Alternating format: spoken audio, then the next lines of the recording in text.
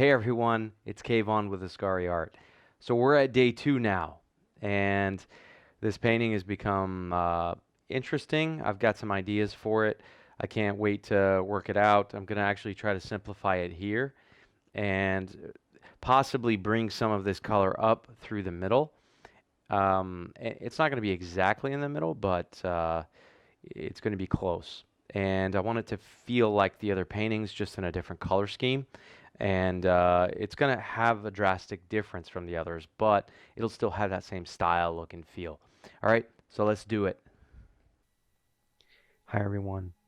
So I've been doing a lot of just research and watching quite a bit of videos and reading actually on the self-discovery and the aspects of the things that typically stop us from mastering uh, an art, a form, a technique, whatever it may be. And I came across an interesting TED Talk by Master Shi Hing Yi, and I hope I'm pronouncing that right. But I'll post the video in the link below, in the description below. Now, he talks about 5 hindrances that prevent you from, prevent you from getting to that mastery level of whatever you're trying to achieve, self-mastery or clarity. Now, the 5 hindrances that he talks about, he also gives you a way to get out of it. So I'm going to tell you about the 5 hindrances in my own words, and you can always go back and watch the video and see if it, how you read into it. So the first one is sensual desire. Now, sensual desire is basically sight, touch, taste, smell, and hearing. And you ask yourself the question, it's basically you ask yourself the question, am I addicted? And is that causing me to, is that a hindrance of mine? So sight, I think, pertains the most to us as artists because sometimes we look for inspiration, so we're always on Instagram, YouTube, watching other people do alcohol ink, and it prevents us from actually starting our own. So we're always watching other people do it, and it fulfills that need to want to be creative because you feel like you're going through their eyes, you're doing art through them.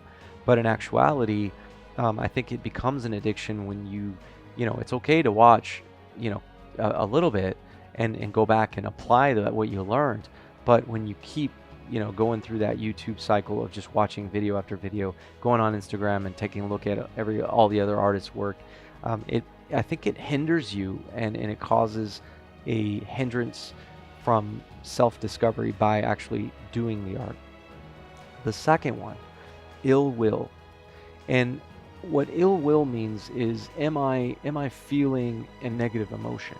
Now, I've discussed this in my videos before, where I'm painting and I'm very, very frustrated at the situation of the way that the paint is going, and I have this negative emotion, and I've told you in the past that I stop as soon as I start feeling that negative emotion. Then it's best if you stop, because if you don't, it just becomes larger and larger and you start making more and more mistakes, so it hinders you from discovering new things as you're working through the painting. Now, it's a little different. Negative emotion, I'm not referring to as the emotion of trying to problem solve something. So it's not that, oh, I just don't like this part and I want to change it. That's a negative emotion. No. I mean, the negative emotion I'm referring to is when you're frustrated to the point where you're like, I hate this. This isn't working. You stop enjoying the process and the technique. So that's what I mean by ill will when it's related to art. The third one is dullness or heaviness. Now, I've spoken to about this in a few of my videos, but it's that aspect of, am I unmotivated? I speak about inspiration, and sometimes you just got to fight through it and just start painting and the inspiration comes. Well, that heaviness and that dullness you feel is preventing you, it's hindering you from starting the art. So there's a way, again, there's a way to get through all this, and I'll explain after I explain the 5. The fourth one, restlessness, basically is my mind jumping from thought to thought.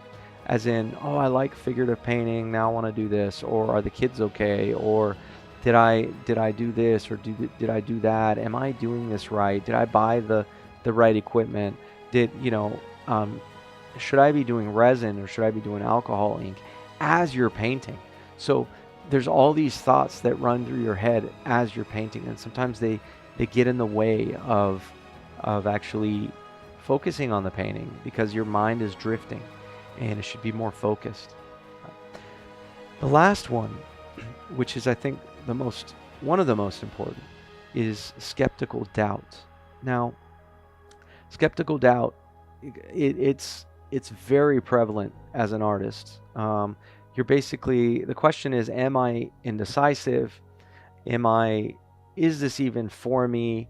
Why am I doing this? Am I going to make money from this? Is the piece going to sell? Is the piece working?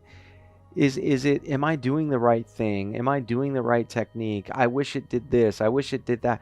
That kind of skeptical nature and skeptical doubt prevents you from mastering your own voice and mastering this art the way you see how it should be done. Okay? So now, once you recognize these five hindrances, there is a way there's a solution, and it's R.A.I.N. R-A-I-N. So the first letter, R, is to recognize which one of these feelings or hindrances you're experiencing. The second one, the A in R.A.I.N., accept that what you're experiencing is okay. You accept it. The I is to investigate why you're experiencing that feeling and that hindrance. And the last letter, N, you have to non-identify with that experience. Now, that's a really interesting concept because you feel that, well, typically when you feel something, you feel that you are experiencing that. Your mind is, your body is, your whole being is. But what Master Shi says is that he says that you need to recite this. You need to say that I am not the body, I am not the mind, I am not my emotion. Now, by doing this, you're basically disconnecting yourself from those hindrances. You're telling yourself that it's okay to move forward, but it's only achievable by doing the first three, the recognizing, accepting, and investigating. Once you do that, then you non-identify so that you can disconnect yourself from that hindrance. Now, if this was easy, then everyone would be able to do this and do art. So it's not easy. The just recognizing it, accepting it, investigating it, and non-identifying it, it's easier said than done. And I encourage you try it. I encourage you to try that and share your experiences with me. I would love to hear how you relate to this. So watch his video, and then hopefully it helps you in your journey. Now, as I'm painting through this, let's get back to the painting now. You can see that there is a lot of layering. I'm moving the ink around. I'm moving it from the bottom up to the top towards the center. And it's a long process. I'm using a lot of brushwork, a lot of alcohol to move that ink around. And I'm creating this base layer and creating the lines and effects that I want to go through this. And you can see, like right now, I'm discussing how I want to push the ink up, and I have to use alcohol to push it up and focus some of that ink through the middle and guide those lines and connect those lines to one another. I'll be honest, so near the end of this, I felt that negative emotion of getting tired and telling myself that this isn't working, and as soon as I started feeling that, I stopped. and basically tried the R.A.I.N method that I mentioned earlier. So as we're going through this, you can see that there's a lot of alcohol in here, and I'm adding more ink, that purple color, because I want some of that to seep through in the center. And I'm just using the brush to kind of guide it and help move the lines to connect it to the other side. And you got to step back. You got to step back and look at it, come back and start working again. Like I tend to go back and look and then come back down and start drawing, because you want to see this as the whole picture, not just this one little area.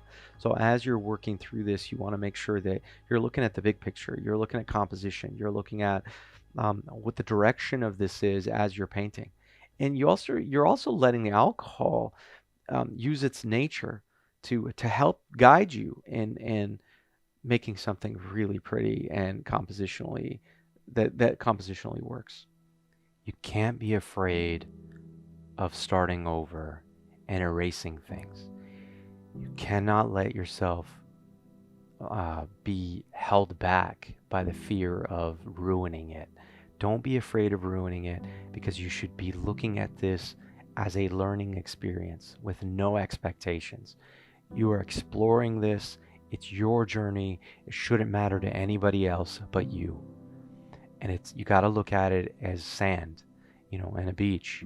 You can draw something on it, and the water can wash it right away and reset it again. That's what the alcohol does. That's the benefit of alcohol ink.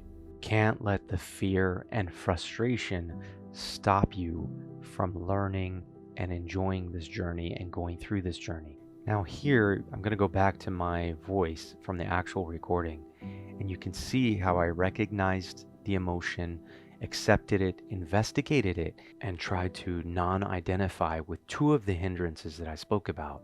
One being ill will of that negative emotion, and the second being skeptical doubt. Check it out. What I'm trying to do here to see if this will work. Now I can always go back and just erase it. And I may do that, just based on what I'm seeing here.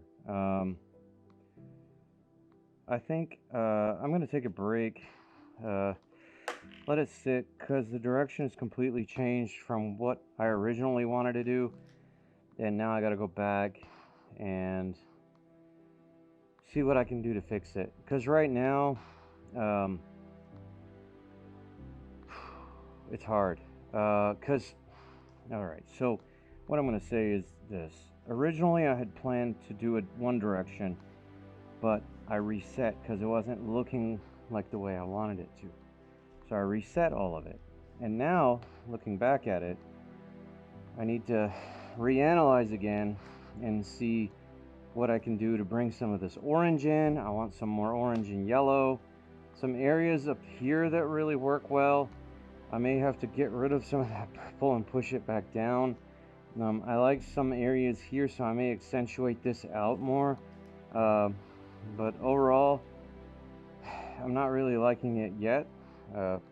And sometimes these foundational lines help me figure out which direction I want to take it.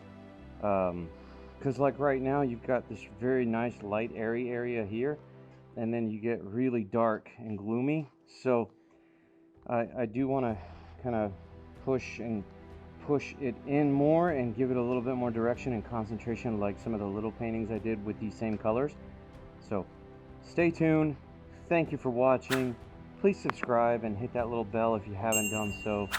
I will be back with part 3 or episode 3, and let's see where I take it. Hopefully we can salvage this painting.